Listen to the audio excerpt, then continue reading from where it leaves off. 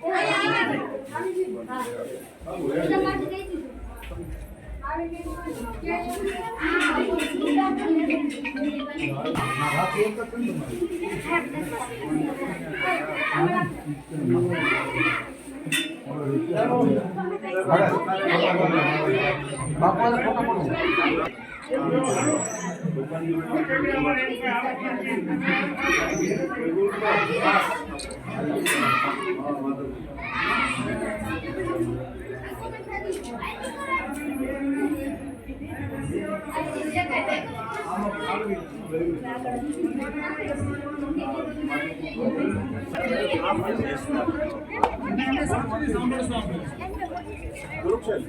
ગયો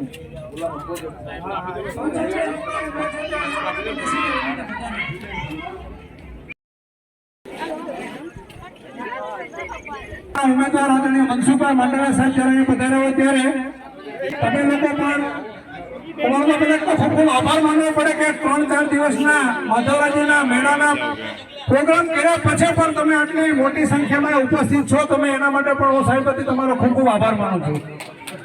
અને આજે જ્યારે આપણા મનસુખભાઈ માંડવિયા સાહેબ આપણા સમક્ષ આવ્યા તમે ખૂબ સરસ સ્વાગત કર્યું છે.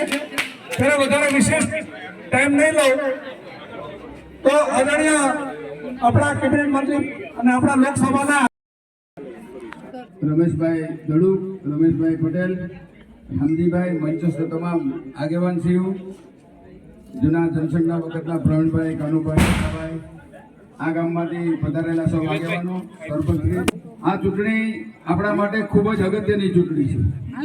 આ ચૂંટણીમાં દેશને કઈ દિશામાં લઈ જવો એના માટેની ચૂંટણી છે. આ કોઈ સામાન્ય ચૂંટણી નથી. તાલુકા પંચાયત, જિલ્લા પંચાયત કે ધારાસભાની ચૂંટણી નથી. આ દેશને દુનિયામાં ભારતનું નામ રોશન કરવા માટે જ એટલે ખૂબ મોટી લીડથી આપણે જીતાડવા પડે.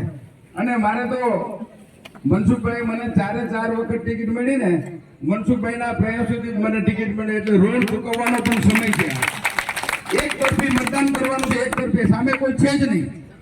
અને 5 લાખ નહીં પણ 8 થી 10 લાખ મતથી મનસુખભાઈને જીતાડવા માટે આપણે સૌએ મહેનત કરવાની છે.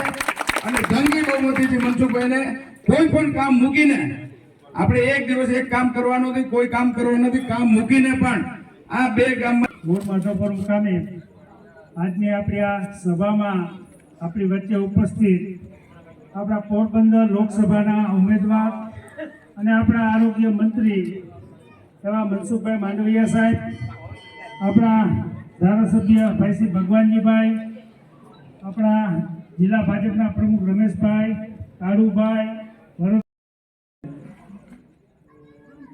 અમને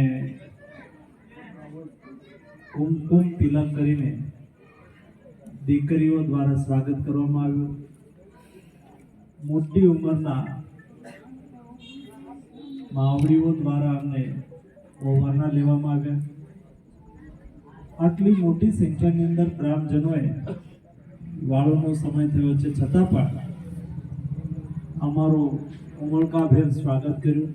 એ બદલ મૂળ માધવપુરના નાગરિકોને હું અભિનંદન પાઠવું છું. રમેશ બાપાએ બહુ સાચું કહ્યું કે આપણે મનસુખભાઈને ચૂંટણી લડવા માટે લઈ આવ્યા છીએ. આમ પણ રમેશભાઈ મને દિલ્હી આવે, અમારે 6 મહિના સંસદ ચાલુ હોય અને હું મિનિસ્ટર હતો એટલે કાયમ માટે ત્યાં જ હોઉં. રમેશભાઈ આવીને એવું કે હું મૂળ વેપારી માણસ, તમે મને સાંસદ બનાવી દીધો, તમારા 2 દીકરા મારો એક જમાઈ, ચોથો હું, આખો દી આ જ કરીએ છીએ, જ્યાંથી ફોન આવે ત્યાં ગયા કરીએ છીએ, અમારો ધંધો કરવો છે. એટલે મેં કહ્યું કે તમે હમણાં કોઈ કહેતા નહીં, પણ એનાથી રેવાયું નહીં. એટલે મોદીજી પાસે ગયા. એ કે આ વખતે મારે નથી લડવું, મનસુખભાઈને ટિકિટ આપો એવું કહેવા હશે. એટલે સાહેબની સાથે અમે બેઠા હતા. એટલે સાહેબ કે મનસુખભાઈને પોરબંદર લડવાનું. એટલે મેં કીધું કેમ? તો કે રમેશભાઈ કહી ગયા છે. એટલે મેં રમેશભાઈને કીધું, મેં કીધું તમે કઈ વાત છો તો તમારી જવાબદારી હું તો આવતો જતો રહીશ, પણ તમે તો કાયમી સાંસદ અહીંયા રહેવાના જ છો. લાણું બાણું કરાવતા રહેજો દીકરીઓને, રણછોડરાયના દર્શન કરાવતા રહેજો. એવું બધું તમારું ચાલુ રાખજો. એ શબ્દ આવ્યો છે.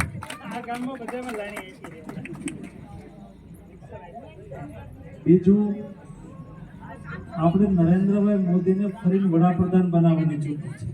આ ચૂંટણી ગ્રામ પંચાયતની નથી, તાલુકા પંચાયતની નથી, જિલ્લા પંચાયતની નથી, ધારાસભાની નથી. આ ચૂંટણી સાંસદને ચૂંટવાની છે. એટલે કે નરેન્દ્રભાઈને ફરી વડાપ્રધાન બનાવવાની ચૂંટણી છે. આ ચૂંટણીમાં આપણે મોદીજીને મત એટલા માટે આપવો છે, તમે જુઓ, સામાન્યતઃ આપણે એવું કહીએ કે સરકાર ક્યાં હોય તો આપણે કહીએ કે સરકાર દિલ્હીમાં હોય, એવું કહીએ ને. પછી બીજે ક્યાં હોય તો આપણે ભગવાનજીભાઈની બેસે વિધાનસભામાં, એટલે ગાંધીનગર હોય. સરકાર ગાંધીનગર અને સરકાર દિલ્હી તો આઝાદી પહેલાથી બેસે છે, પરંતુ મોદીજીએ કહ્યું કે બેસે ભલે સરકાર દિલ્હી અને ગાંધીનગર, પણ સરકાર લોકોની આજુબાજુ હોવી જોઈએ. લોકોને અહેસાસ થવો જોઈએ કે સરકાર અમારી સાથે છે. સરકાર સામાન્ય લોકોના જીવનમાં બદલાવ લાવી શકવી જોઈએ. સરકાર સામાન્ય લોકોના જીવનને સરળ બનાવતી હોવી જોઈએ. અને એટલા માટે મોદીજીએ બે કામ કર્યા. એક તો શહેર અને ગામડાનો ભેદ મિટાઈ ગયો. શહેરમાં જે સુવિધાઓ એ બધી સુવિધા આપણા ગામમાં છે. અમે અહીં આવ્યા, તમે અમને રસ્તા ઉપર સ્વાગત કરીને લઈ આવ્યા. મેં જોયું આખો રસ્તો તમારો RCC થી બનેલો છે. આ રસ્તો 2 દશકા પહેલા RCC થી બનેલો નહોતો. આ રસ્તા ઉપર આપણે રોજ ચાલીએ ને, એટલે મેં તમને કહ્યું ને